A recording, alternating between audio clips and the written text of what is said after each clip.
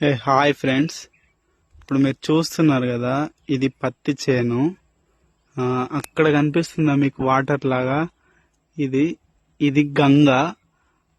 ఈ గంగ ఒడ్డున ఈ పత్తి చేను ఉంది. ఇది దాదాపు ఒక 10 ఎకరాల వరకు ఉంటది. ఇదిగోండి, ఇది ఒక చిన్న మంచె. దీనిపైన పడుకోవచ్చు, ఇక్కడ వంట చేసుకొని తినచ్చు. ఒక తాతయ్య ఉంటున్నాడు ఇక్కడే. సో ఇది మొత్తం అతని సెటప్ ఉంది ఇక్కడ.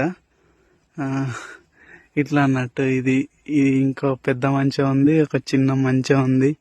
సో ఇంకా అతను ఇక్కడే కుకింగ్ చేసుకొని, ఇక్కడే వండుకొని తిని ఇక్కడే పడుకుంటున్నాడు.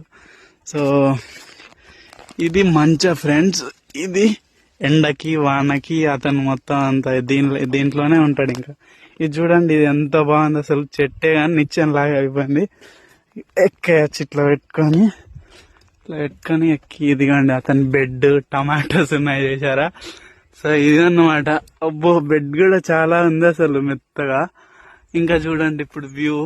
ఇది మొత్తం చేను రౌండ్ గా ఇట్లా కనిపిస్తుంది కదా, ఎంత వరకు పచ్చగా కనిపిస్తుందో అంతవరకు వాళ్ళదే చేను అసలు.